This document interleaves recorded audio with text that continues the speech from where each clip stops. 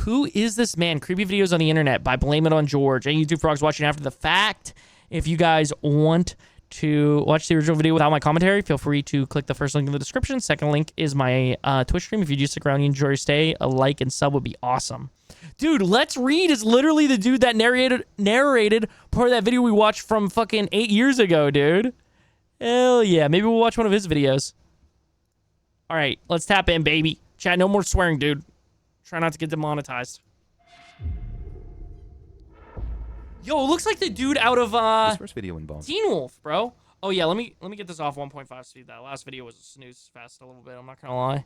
an individual who's become something of a celebrity among the people of Coacalco in Mexico.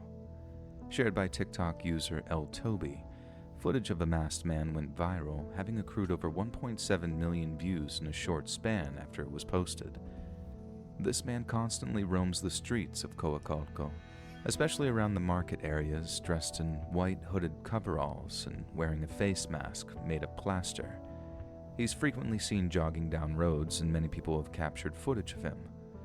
While the man doesn't seem to be very intimidating at first sight, some people are reportedly terrified of him because of his appearance. People have drawn similarities between this man and Art the Clown from the Terrifier movie series. It is especially unnerving that the man has frequently been seen with red stains around the mouth area of his mask, as many people associate the stains with blood. There are conflicting opinions about the masked man of Coacalco. Some have claimed that the man chases them down the streets for many blocks until he finally catches them. When he does, he allegedly tells them Merry Christmas, regardless of the time of year. Feliz On the other Navidad. hand, people have recorded footage of the man simply sitting down, having a meal at the market areas, and relaxing. Just who is the masked man of Coacalco? Well, he is said to be in his 40s or 50s, according to some witnesses. People have suspected that he is homeless, as he has been seen many times laying on the ground around the city and picking up things off the street. However, the fact that his coveralls are always perfectly clean and white suggests that he has some method of washing clothes, which is not typical of homeless people whose clothes are frequently dirty. Some have claimed that the man may have some sort of mental illness, especially since he seems to arbitrarily decide to chase random strangers on some days just to tell them Merry Christmas. There are, however, darker theories about the man. Some suspect that he may have had an accident at some point in his life, surviving a fire which may have left extensive scarring across his face and body.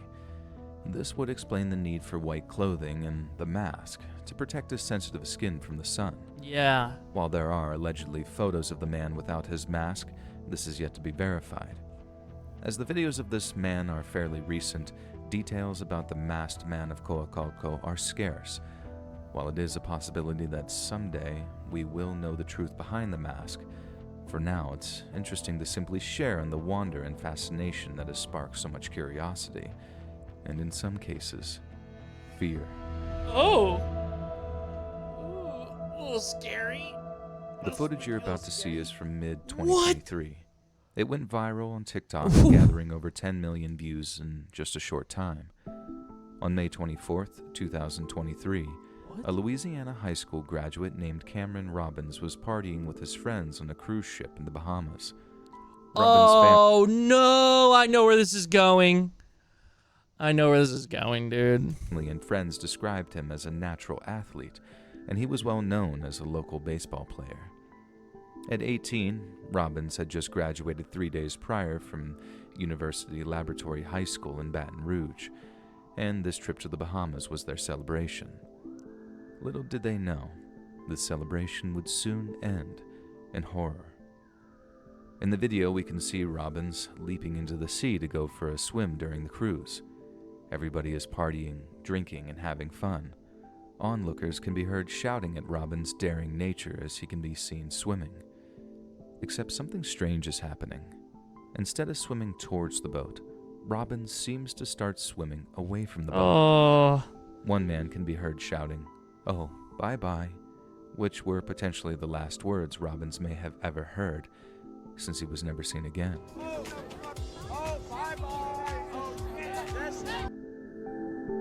Dude. Many internet sleuths have attempted to break down the video using techniques to try to analyze it, despite the... His leg was what? Hold on. Now, this is the part where people believe his leg was taken by a shark, but it indeed was just his leg and foot making a splash. Analyze it despite the poor video quality. Look closely and pay attention to the back. His left foot skin tone and matches his face and back skin tone. Some claim that a shape can be seen in the water, surfacing near Robbins between him and the boat. People speculate that Robbins was trying to swim away from this figure as others were shouting at him to grab the buoy. The Bahamas is one of the world's most dense shark hotspots, housing various species of sharks. This theory has taken a dark turn, as many believe the figure in the water was a tiger shark, since the area around Athol Island is infested with sharks. Oh. According to Butch Hendrick, Wreckful, what's up, bro? How's it going? president and founder of public safety dive training company Lifeguard Systems, this event may not have been a shark attack after all. I don't hear about a lot of shark attacks in the Bahamas, Butch told. I think he literally just got, well, one was probably like drunk, and two probably got pushed away from the ship because wouldn't it be putting off, like, wouldn't the motors behind it be putting off like a power, right? Or am I tripping? Is that not how it works? Is that not how a cruise boat works? Am I thinking of a Star Destroyer in Star Wars? Wreckful, what's new, homie? Told the New York Post in an interview. As someone who's spent decades of his life familiarizing himself with the waters in the Caribbean, including the waters near the Bahamas, Hendrick claims that shark attacks tend to involve the shark taking a bite, shaking the victim, and then leaving them. The shark wouldn't drag the victim to the depths of the ocean. Due to a lack of blood in the water and the fact that Robbins wasn't heard screaming or struggling, Just work fair, bro, fair. The cruise ship can't stop that fast, so he would have been left behind no matter what. Don't jump off cruise ships, people. Yeah, it's literally so dumb. It's literally so dumb. Consider the fact that probably most cruise ships have pools, bro. Like, I know it's like the forbidden fruit to hop over the edge and, like, swim in the ocean, but, like, dude, it's just dumb. So much could go wrong. Hendrick claims that the behavior of the object in the water was not indicative of a shark. The Post also interviewed Christina Zanato, an experienced diver who also works as a shark and ocean conservationist based in the Bahamas.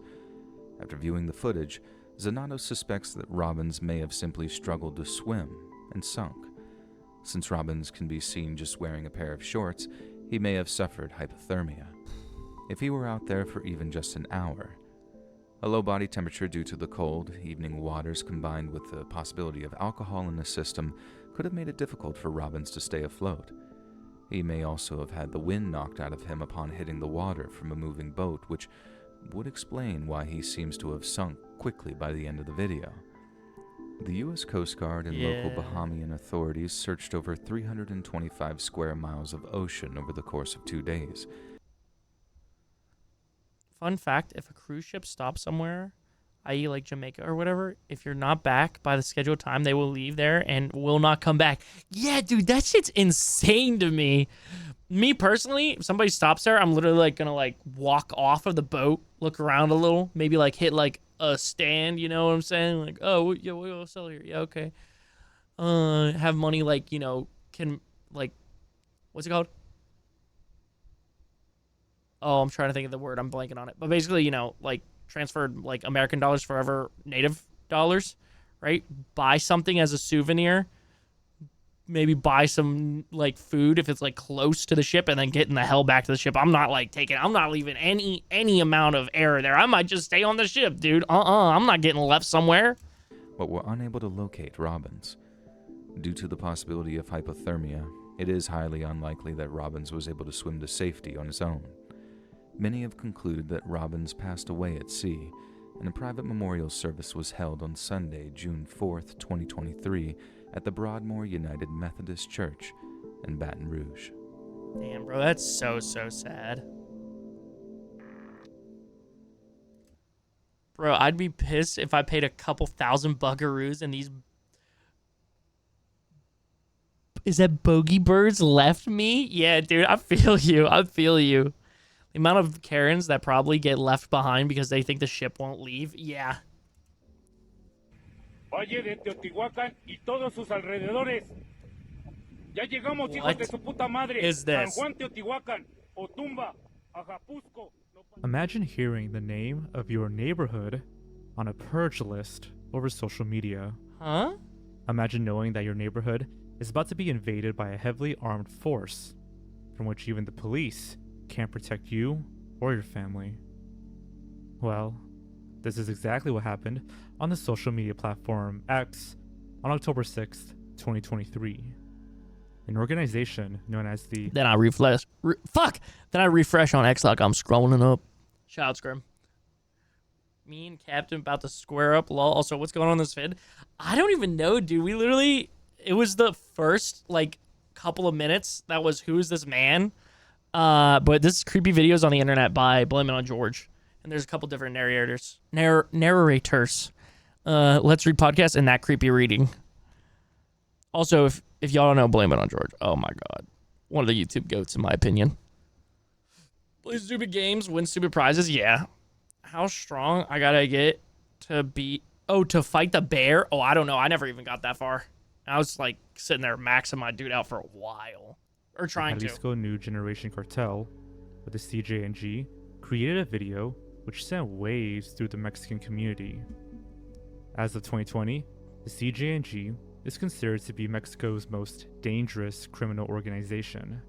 In the chilling footage shared by Diario Digital Mexico, we can see a gang of hitmen possessing high-caliber weaponry while wearing military-style uniforms and Halloween masks.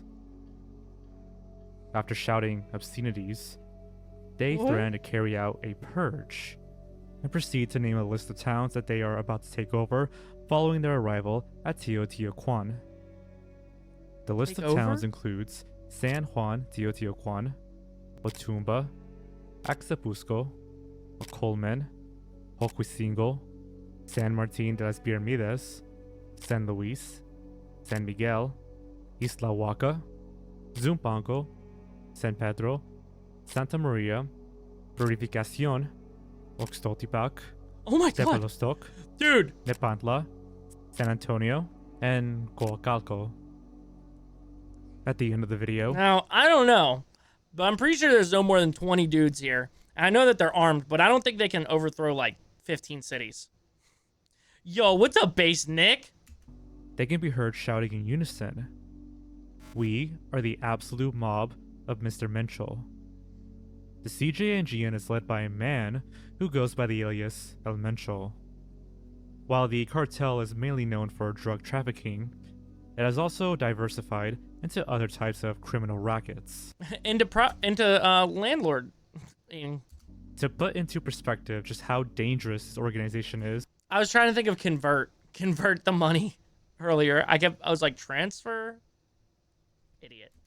they are known to use drones, rocket-propelled grenades, What? and automatic rifles to attack their enemies. Never mind, I changed my mind. They can definitely take over those cities. They are more violent than other criminal Yo, what's organizations. up, SWAT? Engaging vaguely, in bro. 298 reported acts of gang-related violence between 2018 and 2020. More than any other cartel during that period. They have even been said to cannibalize some of their victims, What? especially as training for new members. What? Given the increasing level of threats from the CJNG, El Mencho has made the top of both America and Mexico's most wanted lists, with a bounty of 10 million USD for any information leading to his capture. Considering how dreadful it is to hear a message about how your hometown is going to be invaded by such an armed force, that Halloween must have been a frightening one for the people of Teotihuacan. Dude, absolutely. What the fuck? Speaking of news from Mexico, you may have heard about the Mexican Congress back in 2023 holding a hearing on UFOs. This was actually the country's first congressional event on UFOs. In case you missed the news, during the Congress, 2 purported bodies of alien life forms were presented. The bodies are humanoid and small, possessing 3 fingers on each hand and elongated heads. The images— Yo, sounds good, Wreckful. I won't be streaming for a few days because I'm moving, but I'll see you at some point whenever I get back to in the groove. Appreciate you, dude. Have a good one. I hope work and obviously life in general continues to treat you well. Later went on to become viral and were even shown on American and international news. The Mexican government has even gone as far as to claim that the specimens are not related to any life on Earth, and a Mexican journalist by the name of Jaime Musan believes that the bodies are around 1,000 years old, according to carbon dating tests allegedly carried out at the National Autonomous University of Mexico. The bodies were recovered in Peru near the ancient Nazca lines back in 2017. The Nazca lines are famous, especially in theories involving ancient aliens. These lines are a series of geoglyphs, or large-scale drawings or images made on the ground by arranging lines of stone, scratching the earth, etc., and often are only fully visible from a distance or the air. The Nazca lines are composed of over 10,000 such lines, some of which measure over 30 meters wide and stretch over 9 kilometers. Many proponents of ancient alien theories claim that these lines, when seen from the air, resemble some sort of airport that could have been used by possible visitors to our planet thousands of years ago. The director of the Scientific Institute for Health of the Mexican Navy claimed that X-rays, 3D reconstruction, and DNA analysis have been performed on the bodies in order to verify the skeletal structure. The studies prove that the alleged bodies belong to a single skeleton and were not assembled or manipulated. While the Mexican government holds the position that these remains are genuine, many critics are rightfully skeptical, especially since the journalist Jaime Musan has a history of making such claims. Back in 2017, Musan faced backlash after presenting Peruvian authorities with samples that were discovered to have been manufactured dolls with a mixture of paper and synthetic glue to simulate skin. He's also had other claims thoroughly debunked, such as mummified remains of children being passed off as alien remains. Due to the number of times fake claims have been made, it is only natural for people to remain skeptical about the validity of the information presented at the congressional hearing, especially since there hasn't been really any peer-reviewed analysis of these alien bodies outside of Mexican authorities and agencies. One of the immediate consequences— I mean, that would be so cool if those were real, but I don't know. They look like they were made, dude. Were we watching? What's up, Austin? Welcome back, bro. We're watching creepy videos on the internet by Blame It on George.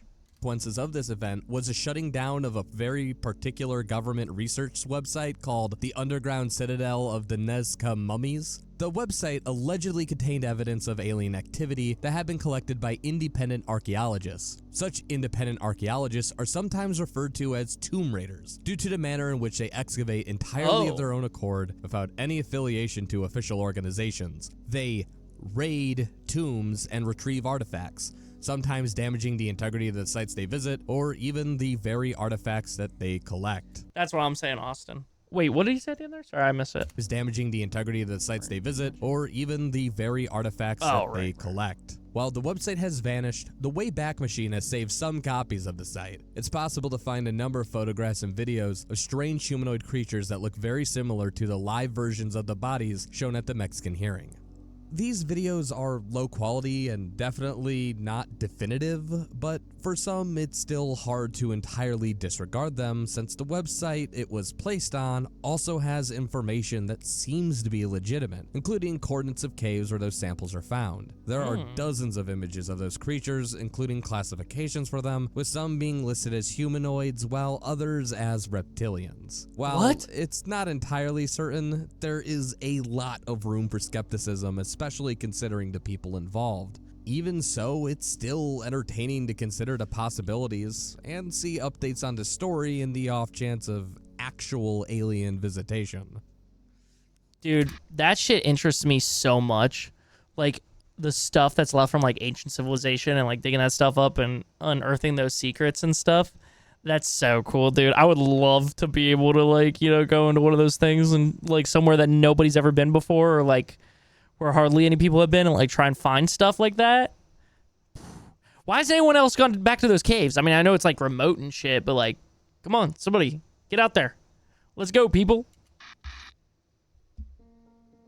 In this final video, we'll be delving into a deeply distressing incident, the results of which are pretty tough to stomach. What? Have you ever heard of Santa Dia? Being a student at the Catholic University of Leuven, Dia wanted to join a Flemish fraternity known as Roos de Ham. On top of KU Leuven being one of the top public universities in Leuven, Belgium, the fraternity Roosaham was considered one of the elite fraternities with an extremely challenging bar of entry. In order to join this fraternity, pledges had to undergo a hazing ritual. While these rituals are publicly frowned upon, they remain a common procedure for anyone wanting to join a fraternity. Unfortunately, the hazing of Sandadia resulted in events so tragic that it ultimately led to the dissolution of the fraternity itself. Roosaham was considered elitist among fraternities. It was founded in 1946 and was part of the Antwerp Guild of Student Societies. All of its members were students of law, engineering, and business engineering at KU Leuven. It's important to note that Roosaham was already considered a controversial organization, as it was known for a 2013 case of animal abuse involving the killing of a piglet, which had been filmed during a hazing ritual and leaked. What the fuck?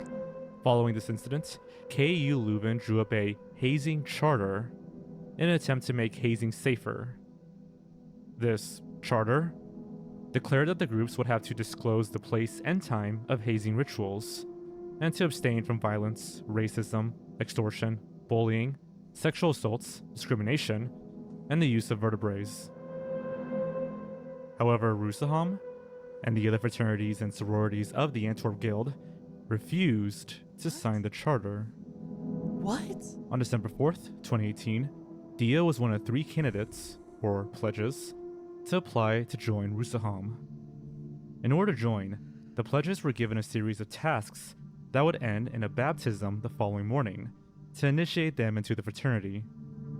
Oh no. These tasks were part of an extreme hazing ritual that was ultimately headed for disaster. Oh no. The first task involved walking through the city of Leuven dressed as apostles, carrying roses, with the goal of selling these roses to people passing by. The pledges were told that whoever sold the most roses would be spared the baptism process the following morning.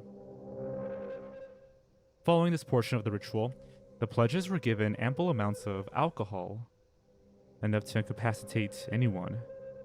In fact, there's even footage at around 11:39 p.m. when 2 of the pledges are seen lying on the floor as they're being urinated on. Ew. After drinking all day, the pledges were brought back to their living quarters to sleep.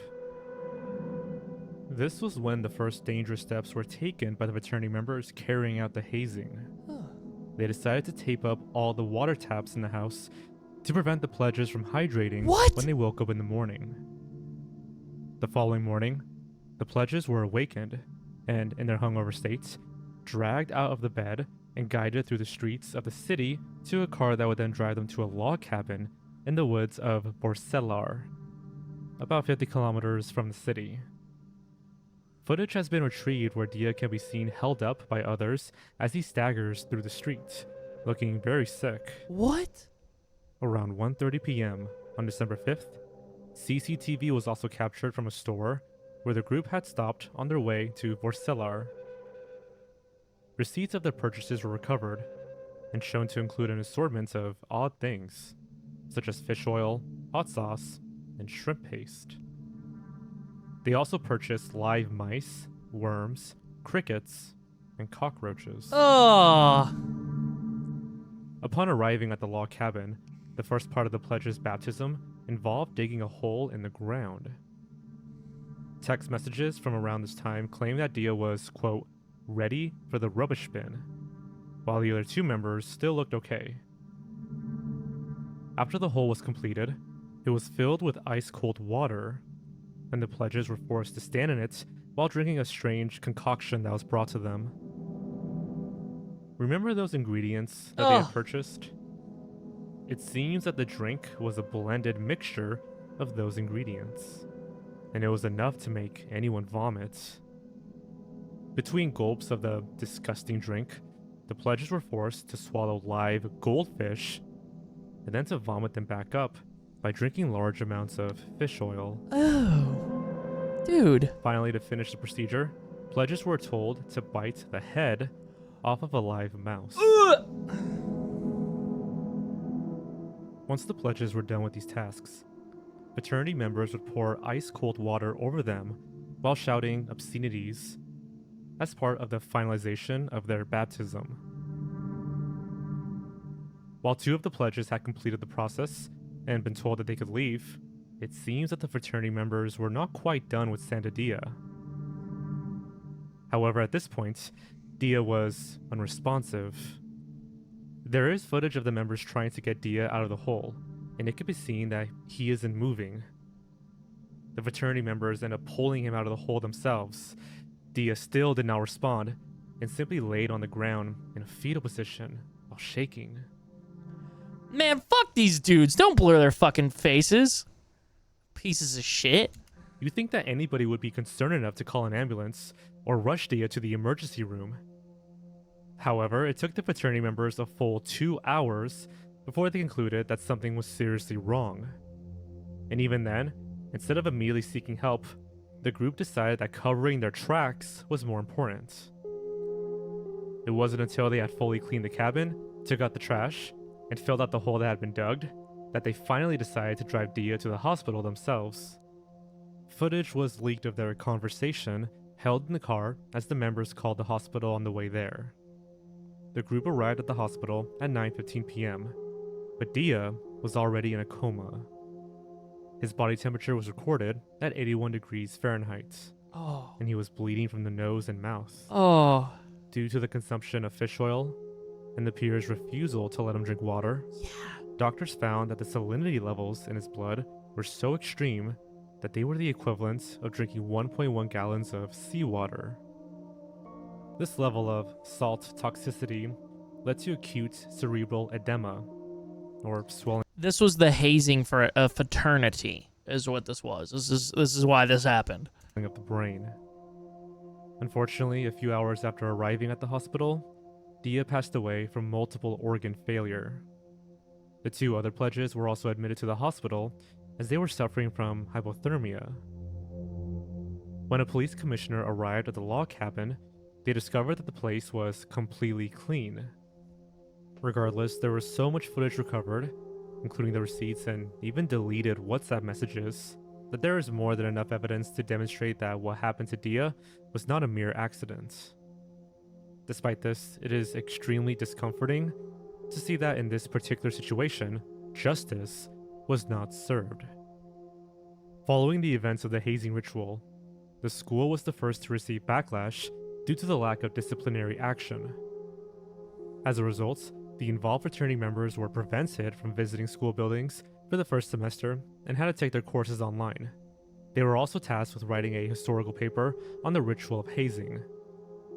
The school eventually expelled 7 of the members, preventing them from registering at the university for several years, and in some cases, forever. Also, the fraternity was ultimately dissolved. In May of 2023, the Antwerp Courts of Appeal found 18 fraternity members guilty of involuntary manslaughter. However, the sentencing was woefully inadequate given the level of the crimes. The members were ordered to pay 400 euros each and to do 200 to 300 hours of community service.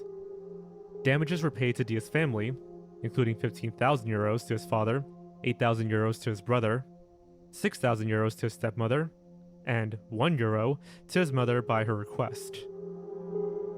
To this day, no formal statement of apology has been offered to the family of the victim, neither collectively nor individually. Following the sentencing, I see the American justice system has escaped America. Yo! media reported that the lenient punishment was due to the fraternity members being sons of judges, politicians, and business leaders in the country. Nice, dude. This led to protests throughout Belgium, which spread all the way to the Netherlands. One disturbing thing to note about all of this is that Santa Dia was the second person of color to ever apply to the fraternity. Many people question whether this could be considered a hate crime. While it isn't entirely evident, there is suspicion due to circumstantial evidence that has been found, such as photographs of some of the fraternity members dressed as KKK members at a party, Nice. and the alleged use of the N-word towards Dia. Unfortunately, there is no way to truly know whether what happened to Dia was intentional or driven by racism. The only thing that can be said is that in this particular situation, the sentencing that was given is a mockery of the justice system, and it's a shame that these students are able to walk free after committing such atrocities.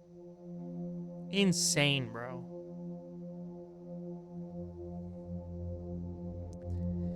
Insane. Absolute pieces of shit. I can't believe that their faces are blurred too. These motherfuckers really had their back so much that any like official release of this footage, their faces were blurred. What a joke. Ooh, for a second episode. So let me know if you enjoyed this video. Also, if you have any suggestions for future videos, please let me know. Rejected member of Slipknot? Nah, that's crazy. That was the first dude. That's crazy. Sorry, that was me. Oh, sure, he acts like a freak and gets 1 million views, but when I do it, people threaten to call the cops. The fact that fraternities are still allowed to act like cults in the modern era is disturbing as fuck. True. Hazing is just an excuse to be cruel. It's actually disgusting. Fraternities being normal when introducing new members challenge? Impossible. God, the fraternity case is disgusting in so many ways. That's no hazing ritual. That's just an almost fetish torture ritual. So much effort for what is essentially a cult buy into and pay for friends and connections. Rest in peace. Yeah, dude. That's it with sharks, bro. That they're home. Aw, yo, W. Let's Read podcast. The second they refused to sign the rules, they should have been disbanded by them facing no consequences. That's what led to these guys' death. Hazing is one thing, abuse is another. Earlier this year, Belgium YouTuber Acid/Nathan Vandergust got a suspended prison sentence and hefty fines for identifying former members of the group who were involved with Senda Dia, including paying money to the parents of a former frat member. Apparently, guys in the fraternity have parents in court system and politics, so that's definitely part of it. What a fucking joke. What a fucking joke of Belgium. Sad kids will stay somewhere because it's normalized to be abused, and none of these kids will help someone because they're more scared of each other than the legal system. Yeah.